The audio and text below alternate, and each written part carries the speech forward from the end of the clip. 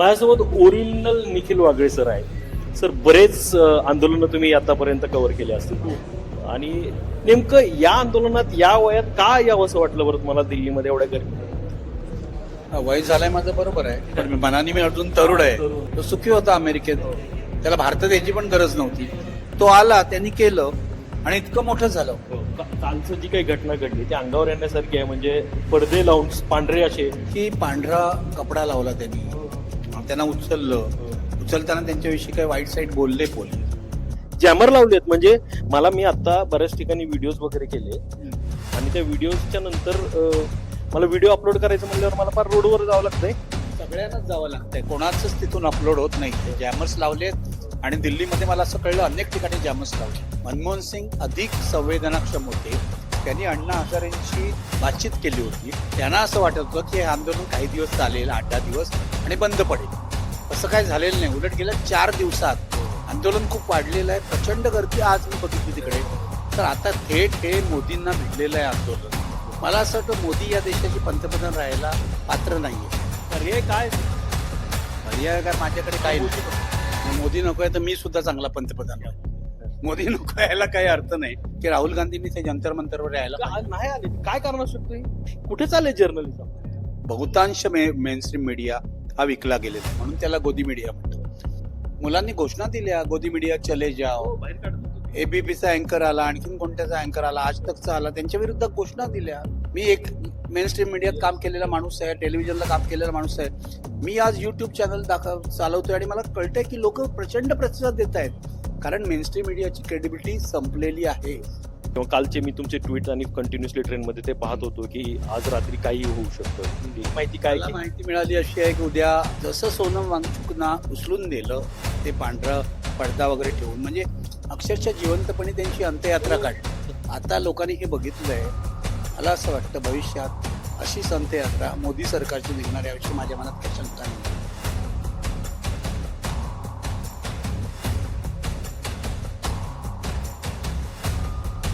माझ्यासोबत original Nikhil Wagle sir आहे. मुळात 40-50 वर्षांचा सरांचा एक्सपिरियन्स पत्रकारितेतला आहे.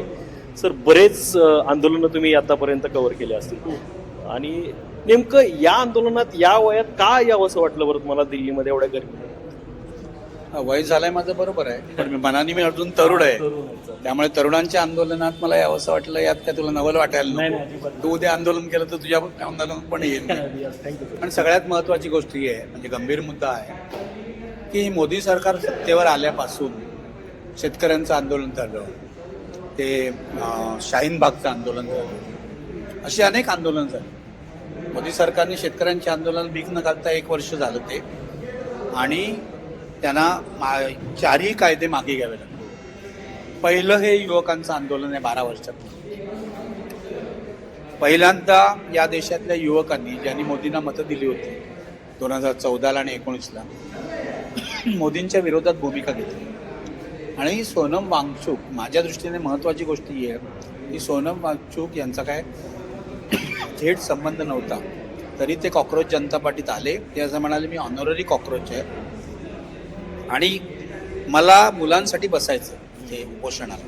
ते बसले. सो एक नैतिक ताकद होती ती, आणि मला असं वाटलं की ही नैतिक ताकद महत्त्वाची आहे. तरुणांचा राग महत्त्वाचा आहे, असंतोष महत्त्वाचा आहे, तो बाहेर पडतोय, म्हणून मी आलो. मुळात काय माहितीये का, अभिजित दिपकेच्या नावाने सुरुवातीला हे आंदोलन सुरू झालं, पण अभिजित कुठेतरी एक नौखा आहे आणि त्याला एक मोठा फेस या आंदोलनाला नाही असं मला वाटतं. अभिजित नौखा अजिबातच नाही. अभिजितला मी 2018-19 पासून ओळखतो.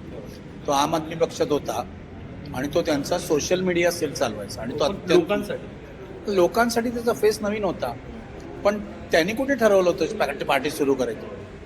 त्यांनी मला जे सुरुवातीला सांगितलं, त्यांनी असं सांगितलं होतं मी एक सोशल मीडिया पोस्ट टाकली इंस्टाग्राम काय फेसबुकवर, आणि त्याला 2 कोटी लोकांनी प्रतिसाद दिला. तो सुखी होता अमेरिकेत, त्याला भारतात यायची पण गरज नव्हती. तिकडे त्याला जॉबच्या ऑफर येत होत्या. त्याला वाटलं की हे आपली कमिटमेंट आहे की 2 कोटी लोकांनी जर आपला रिस्पॉन्स केलेला आहे, आपण भारतात येऊन काहीतरी करायला पाहिजे. तो आला, त्यांनी केलं आणि इतकं मोठं झालं. आणि लोक सुरुवातीला त्याला फार सल्ले देत होते की तुम्हाला अनुभव नाही, हे नाही. म्हणजे प्रत्येक जो नेता असतो त्याला काय सुरुवातीलाच अनुभव असतो का? राहुल गांधींना काय अनुभव होता? आणखीन बाकीचे नेते आहेत, त्यांना सुरुवातीला काय अनुभव होता ते अशा लढ्यातूनच नेते तयार होतात. कालचं जी काही घटना घडली ती अंगावर येण्यासारखी आहे. म्हणजे पडदे लावून पांढरे असे आणि इतके म्हणजे पर्यावरण आणि अभ्यास क्षेत्रामध्ये मोठं काम असलेले म्हणजे त्यांचं काही आंदोलन काय पक्षाचं किंवा राजकीय वगैरे नव्हतं. मग अशा परिस्थितीमध्ये जर या व्यक्तीला घेऊन जातात मग हे कुठे नेता येईल? भारत हा हुकुमशाहीकडे चाललेला आहे. भारतात आता अघोषित हुकुमशाहीच आहे. आणि अशा प्रकारे तुम्ही जर एखाद्या सत्याग्रहाला आणि महात्मा गांधींच्या मार्गावर चालणाऱ्या माणसाला अटक करत असाल, की पांढरा कपडा लावला त्यांनी, त्यांना उचलताना त्यांच्याविषयी काही वाईट साईट बोलले पोलीस, ही सरळ सरळ दडपशाही आहे. इतक्या मोठ्या प्रमाणात 20-21 आत्महत्या झाल्या आणि त्याच्यामध्ये सुद्धा इतक्या मोठ्या प्रमाणात प्रतिसाद देखील मिळतोय, तरीही अशा पद्धतीचं आंदोलन दडपण्याचा प्रयत्न. जॅमर लावलेत. म्हणजे मी आता बऱ्याच ठिकाणी व्हिडिओज वगैरे केले आणि त्या व्हिडिओजच्या नंतर मला व्हिडिओ अपलोड करायचं म्हणल्यावर मला फार रोडवर जावं लागतंय. सगळ्यांनाच जावं लागतंय, कोणाचंच तिथून अपलोड होत नाहीये. जॅमर्स लावलेत आणि दिल्लीमध्ये मला असं कळलं अनेक ठिकाणी जॅमर्स लावले. हे काय आहे? हे तुमच्या वृत्तपत्र स्वातंत्र्य, अभिव्यक्ती स्वातंत्र्याचं हननच आहे. सरकारला परवा नाहीये. मनमोहन सिंग अधिक संवेदनाक्षम होते. त्यांनी अण्णा हजारेंशी बातचीत केली होती.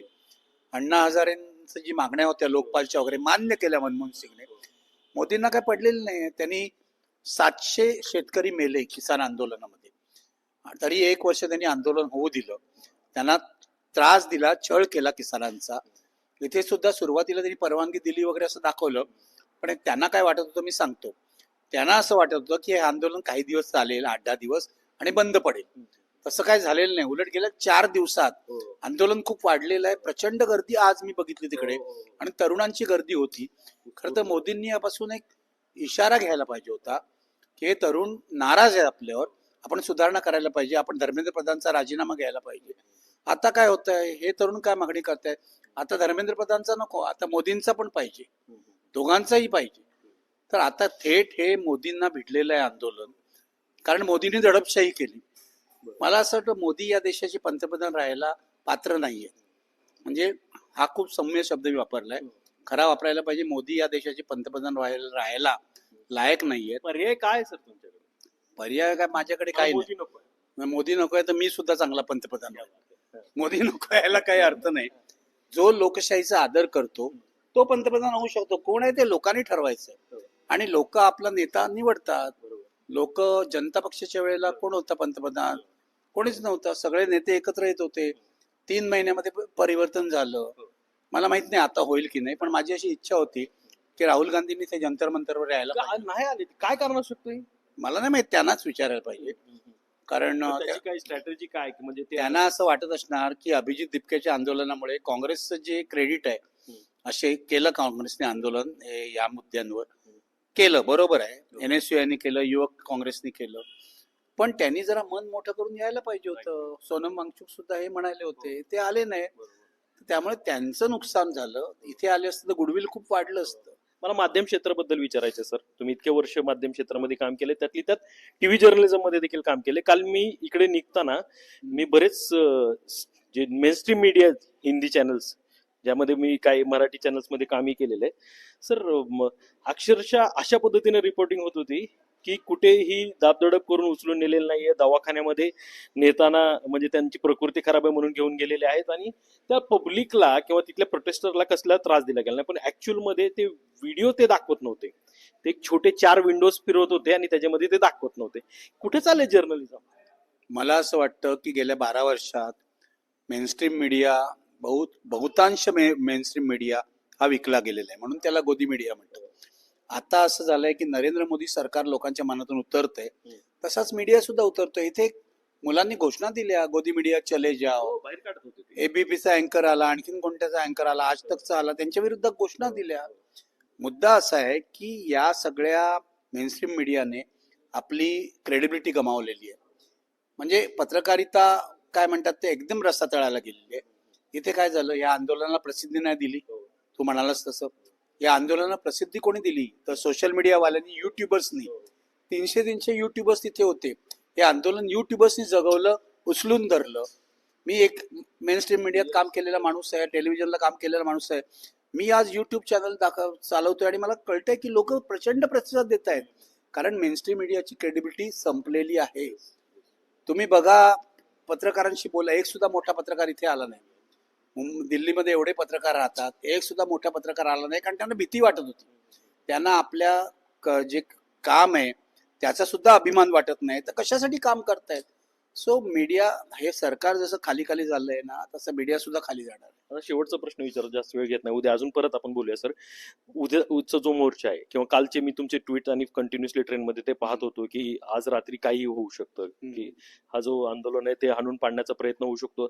उद्या तर एवढ्या मोठ्या प्रमाणात, आज तर रांगा लागल्या होत्या आतमध्ये जायला, उद्या तर खूप मोठ्या प्रमाणात हे प्रोटेस्ट होणार आहे. तर मग काय ह्या म्हणजे तुमच्या सूत्रानुसार किंवा मग तुम्हाला मिळालेली माहिती काय? मला माहिती मिळाली अशी आहे की उद्या अभिजित दिपकेला अटक करण्याचा प्रयत्न होईल आणि हे आंदोलन मोडून काढायचा प्रयत्न होईल. उद्या मोर्चाला परमिशनही नाकारली जाईल असं मला वाटतं. पण जर मोदी सरकार शहाणं असेल तर हे काही करू नये, कारण या देशामध्ये दोनच लोकांना प्रतिष्ठा मिळते किंवा लोकप्रियता मिळते. एक तो राजा असेल, तर नरेंद्र मोदीला ती प्रतिष्ठा मिळून गेली, आणि रंक असेल तर ह्याच्यामध्ये रंक कोण आहे, तर सोनम वांगचुक हा रंक आहे. आणि तो एक साधू संत असा माणूस बसला तिकडे उपोषणाला, एक वैज्ञानिक आहे, एक चांगला कार्यकर्ता आहे, आणि ह्यांना कळलं नाही, सत्तेला कळलं नाही. तर जसं सोनम वांगचुकना उचलून दिलं, ते पांढरा पडदा वगैरे ठेवून, म्हणजे अक्षरशः जिवंतपणे त्यांची अंत्ययात्रा काढली. तसंच दिसत होतं, तर ते जिवंतपणे त्यांची अंत्ययात्रा काढली. आता लोकांनी हे बघितलंय. मला असं वाटतं भविष्यात अशीच अंत्ययात्रा मोदी सरकारची निघणार, याविषयी माझ्या मनात काही शंका नाही. धन्यवाद सर. एकूणच तुम्ही या सगळ्या मुद्द्यांवर खूप चांगल्या पद्धतीनं आम्हाला विश्लेषण केलं. उद्या परत या मोर्चामध्ये आम्ही असू, तुम्ही असू, आणि त्याच्याबद्दल बोलूया. धन्यवाद सर. थँक्यू.